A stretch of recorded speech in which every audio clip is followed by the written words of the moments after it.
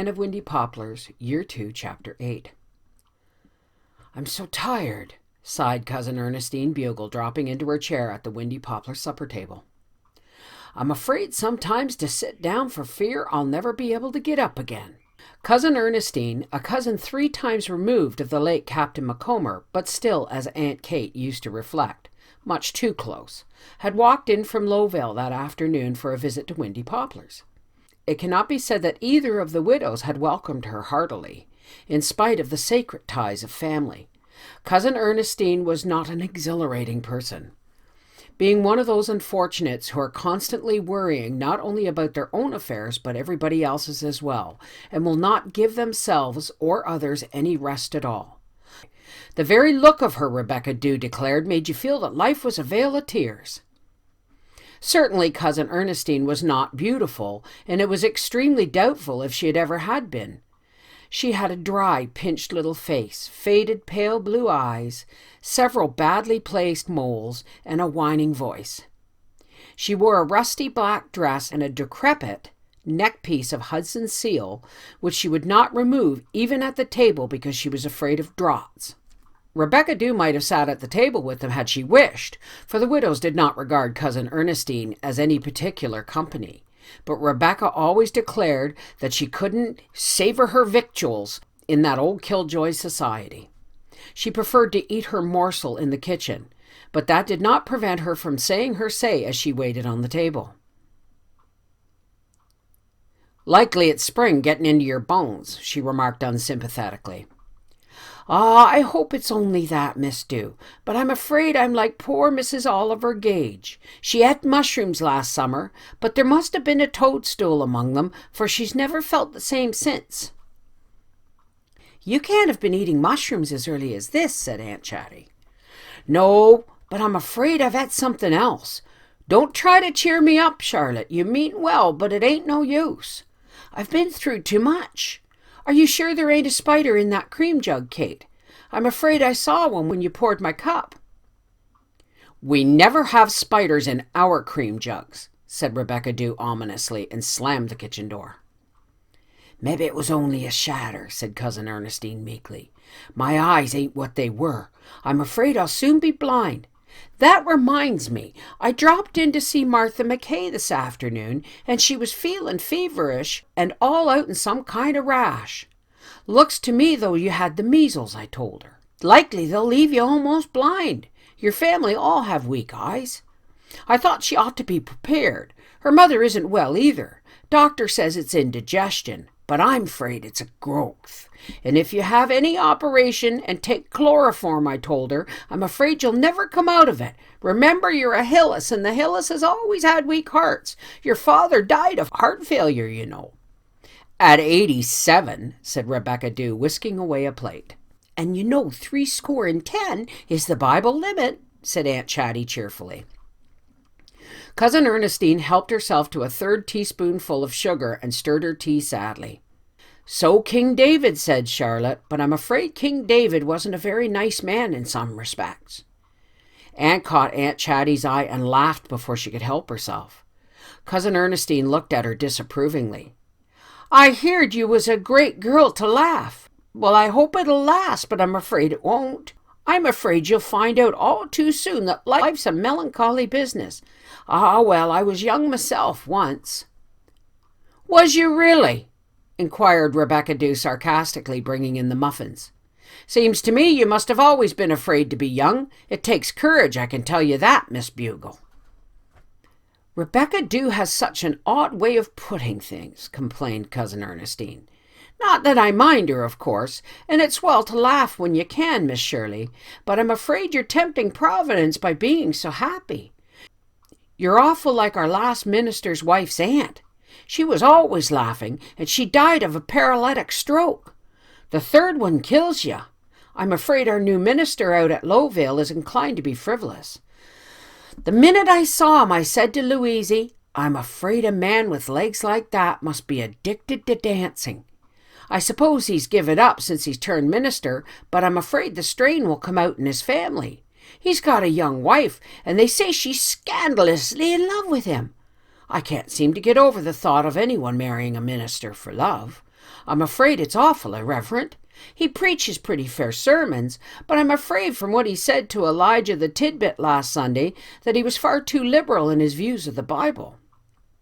I see by the papers that Peter Ellis and Fanny Bugle were married last week, said Aunt Chatty. Ah, yes, I'm afraid that'll be a case of marrying in haste and repenting at leisure. They've only known each other 3 years. I'm afraid Peter'll find out that fine feathers don't always make fine birds. I'm afraid Fanny's very shiftless. She irons her table napkins on the right side first and only. Not much like her sainted mother. Ah, she was a thorough woman if ever there was one. When she was in mourning, she always wore black nightgowns. She said she felt as bad in the night as in the day. I was down at Andy Bugle's helping them with the cooking, and when I came downstairs on the wedding morning, if there wasn't Fanny eating an egg for her breakfast, and her getting married that day. I don't suppose you'll ever believe that. I wouldn't if I hadn't seen it for my own eyes. My poor dead sister never ate a thing for 3 days afore she married, and after her husband died we was all afraid she was never going to eat again. There are times when I feel I can't understand the Bugles any longer. There was a time when you knew where you was with your own connection, but it ain't that way now. Is it true that Jean Young is going to be married again? Asked Kate. I'm afraid it is. Of course, Fred Young is supposed to be dead, but I'm dreadful afraid he'll turn up yet. You could never trust that man. She's going to marry Ira Roberts. I'm afraid he's only marrying her to make her happy. His Uncle Philip once wanted to marry me, but I says to him, says I, Bugle I was born and Bugle I'll die. Marriage is a leap in the dark, says I, and I ain't going to be drug into it. There's an awful lot of weddings in Lowville this winter. I'm afraid there'll be funerals all summer to make up for it. Annie Edwards and Chris Hunter were married last month. I'm afraid they won't be as fond of each other in a few years' time as they are now. I'm afraid she was just swept off her feet by his dashing ways. His Uncle Hiram was crazy. He believed he was a dog for years. If he did his own barking, nobody need have begrudged him the fun of it, said Rebecca Dew, bringing in the pear preserves and the layer cake. I never heard that he barked, said Cousin Ernestine. He just gnawed bones and buried them when nobody was looking. His wife felt it. Where is Miss Lily Hunter this winter? Asked Aunt Chatty. She's spending it with her son in San Francisco, and I'm awful afraid there'll be another earthquake afore she gets out of it. If she does, she'll likely try to smuggle and have trouble at the border. If it ain't one thing, it's another when you're traveling. But folks seem to be crazy for it. My cousin Jim Bugle spent the winter in Florida. I'm afraid he's getting rich and worldly. I said to him before he went, says I remember it was night before the Coleman's dog died, or was it? Yes, it was. Pride goeth before destruction, and a haughty spirit before a fall, says I. His daughter is teaching over in the Bugle Road School, and she can't make up her mind which of her beaus to take. There's one thing I can assure you of, Marionetta, says I, and that is you'll never get one that you love best, so you better take one as loves you, if you can be sure he does. I hope she'll make a better choice than Jessie Chipman did. I'm afraid she's going to marry Oscar Green, because he was always around. Is that what you've picked out? I says to her. His brother died of galloping consumption. And don't be married in May, says I, for May's awful unlucky for a wedding. How encouraging you always are, said Rebecca Dew, bringing in a plate of macaroons.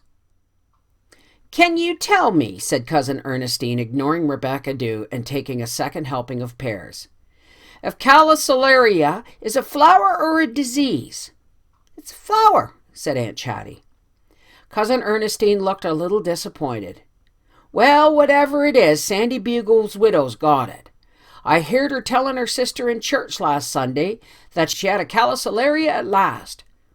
Your geraniums are dreadful scraggy, Charlotte. I'm afraid you don't fertilize them properly. Miss Sandy's gone out of mourning, and poor Sandy only dead 4 years. Ah, well, the dead are soon forgot nowadays. My sister wore crape for her husband 25 years. Did you know your placket was open? Said Rebecca, setting a coconut pie before Aunt Kate. I haven't time to be always staring at my face in the glass, said Cousin Ernestine acidly. What if my placket is open? I've got 3 petticoats on, haven't I? They tell me the girls nowadays only wear 1. I'm afraid the world is getting dreadful gay and giddy. I wonder if they ever think of the Judgment Day. Do you suppose they'll ask us at Judgment Day how many petticoats we've got on? Asked Rebecca Dew, escaping to the kitchen before anyone could register horror. Even Aunt Chatty thought Rebecca Dew had really gone a little too far. I suppose you saw old Alec Crowdy's death last week in the paper, sighed Cousin Ernestine. His wife died 2 years ago. Literally harried her into the grave, poor creature. They say he's been awful lonely since she died, but I'm afraid that's too good to be true, and I'm afraid they're not through with their troubles with him yet, even if he is buried. I hear he wouldn't make a will, and I'm afraid there'll be awful ructions over the estate. They say Annabel Crowdy is going to marry Jack of all trades. Her mother's first husband was one, so maybe it's hereditary. Annabel's had a hard life of it, but I'm afraid she'll find it's out of the frying pan and into the fire, even if it don't turn out he's got a wife already. What is Jane Goldwyn doing with herself this winter? Asked Aunt Kate. She hasn't been to town for a long time. Ah, poor Jane. She's just pining away mysteriously. They don't know what's the matter with her, but I'm afraid it'll turn out to be an alibi. What is Rebecca Dew laughing like a hyeness out in the kitchen for? I'm afraid you'll have her on your hands yet. There's an awful lot of weak minds among the Dews. I see Thyra Cooper has a baby, said Aunt Chatty.